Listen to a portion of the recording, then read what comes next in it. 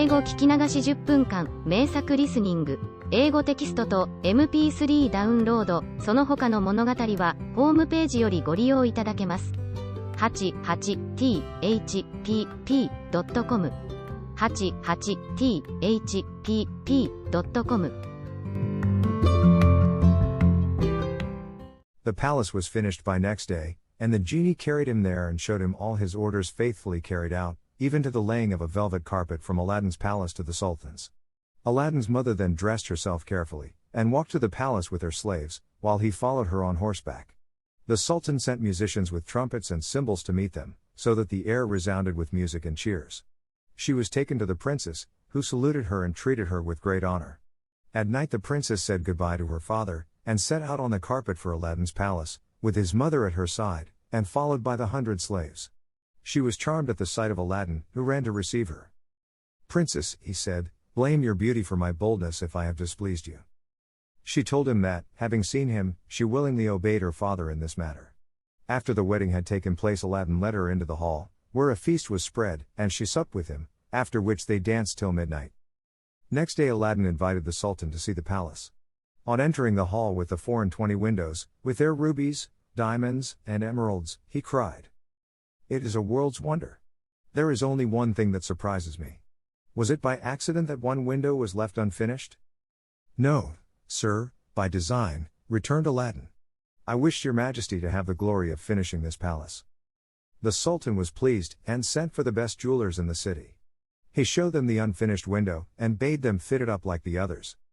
"Sir," replied their spokesman, "we cannot find jewels enough." The Sultan had his own fetched, which they soon used, but to no purpose, for in a month's time the work was not half done. Aladdin, knowing that their task was vain, bade them undo their work and carry the jewels back, and the genie finished the window at his command. The Sultan was surprised to receive his jewels again and visited Aladdin, who showed him the window finished. The Sultan embraced him, the envious vizier meanwhile hinting that it was the work of enchantment. Aladdin had won the hearts of the people by his gentle bearing. He was made captain of the Sultan's armies, and won several battles for him, but remained modest and courteous as before, and lived thus in peace and content for several years. But far away in Africa the magician remembered Aladdin, and by his magic arts discovered that Aladdin, instead of perishing miserably in the cave, had escaped, and had married a princess, with whom he was living in great honor and wealth. He knew that the poor tailor's son could only have accomplished this by means of the lamp, and traveled night and day till he reached the capital of China, bent on Aladdin's ruin. As he passed through the town he heard people talking everywhere about a marvelous palace. "Forgive my ignorance," he asked, "what is this palace you speak of?" "Have you not heard of Prince Aladdin's palace?" was the reply, "the greatest wonder of the world? I will direct you if you have a mind to see it." The magician thanked him who spoke, and having seen the palace knew that it had been raised by the genie of the lamp, and became half mad with rage. He determined to get hold of the lamp, and again plunge Aladdin into the deepest poverty. Unluckily, Aladdin had gone a-hunting for 8 days, which gave the magician plenty of time. He bought a dozen copper lamps, put them into a basket, and went to the palace, crying, "New lamps for old," followed by a jeering crowd. The princess, sitting in the hall of 24 windows, sent a slave to find out what the noise was about, who came back laughing, so that the princess scolded her. "Madam," replied the slave, "who can help laughing to see an old fool offering to exchange fine new lamps for old ones?" Another slave, hearing this, said, "There is an old one on the cornice there which he can have." Now this was the magic lamp, which Aladdin had left there, as he could not take it out hunting with him. The princess, not knowing its value, laughingly bade the slave take it and make the exchange. She went and said to the magician, "Give me a new lamp for this." He snatched it and bade the slave take her choice, amid the jeers of the crowd. Little he cared, but left off crying his lamps, and went out of the city gates to a lonely place, where he remained till nightfall, when he pulled out the lamp and rubbed it. The genie appeared, and at the magician's command carried him, together with the palace and the princess in it, to a lonely place in Africa. Next morning the Sultan looked out of the window towards Aladdin's palace and rubbed his eyes, for it was gone. He sent for the vizier, and asked what had become of the palace. The vizier looked out too, and was lost in astonishment.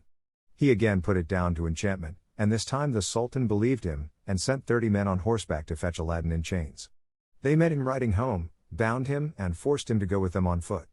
The people, however, who loved him, followed, armed, to see that he came to no harm.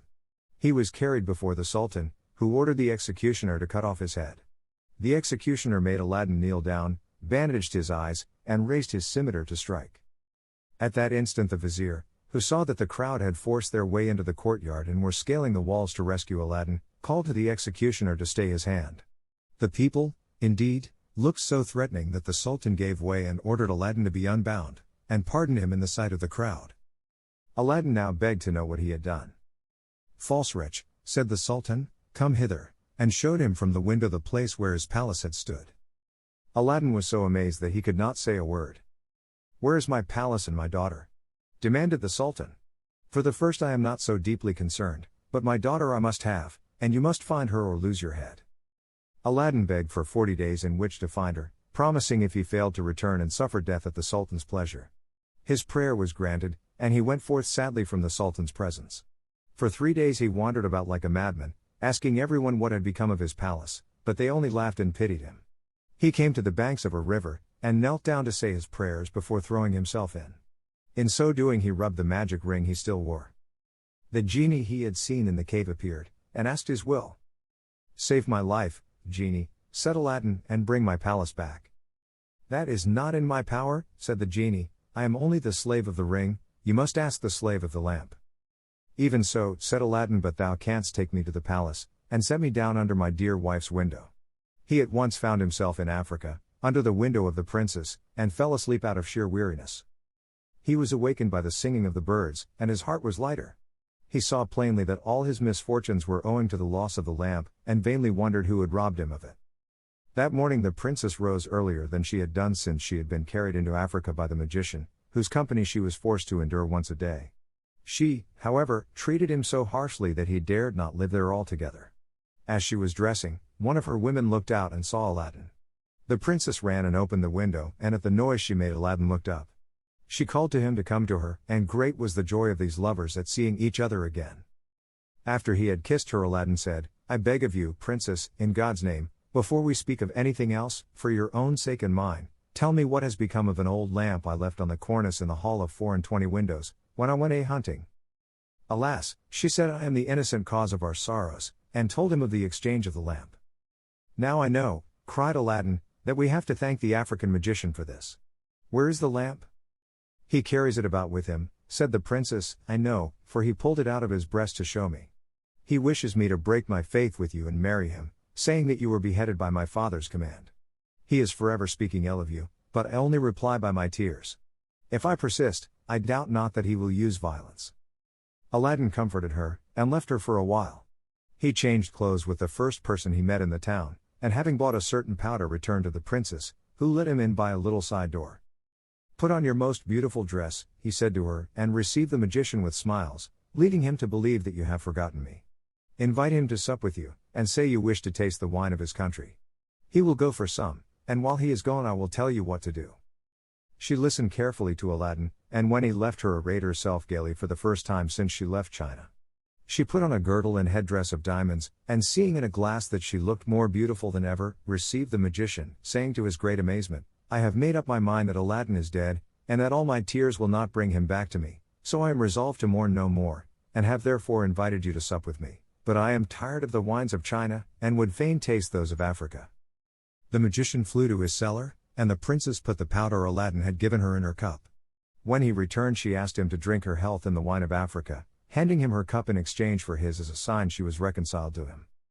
Before drinking the magician made her a speech in praise of her beauty, but the princess cut him short saying, "Let me drink first, and you shall say what you will afterwards." She set her cup to her lips and kept it there, while the magician drained his to the dregs and fell back lifeless. The princess then opened the door to Aladdin, and flung her arms round his neck, but Aladdin put her away, bidding her to leave him, as he had more to do. He then went to the dead magician, took the lamp out of his vest, and bade the genie carry the palace and all in it back to China. This was done, and the princess in her chamber only felt 2 little shocks, and little thought she was at home again. The Sultan, who was sitting in his closet, mourning for his lost daughter, happened to look up, and rubbed his eyes, for there stood the palace as before. He hastened thither, and Aladdin received him in the hall of the 24 windows, with the princess at his side. Aladdin told him what had happened, and showed him the dead body of the magician, that he might believe. A 10 days feast was proclaimed, and it seemed as if Aladdin might now live the rest of his life in peace, but it was not to be. The African magician had a younger brother, who was, if possible, more wicked and more cunning than himself.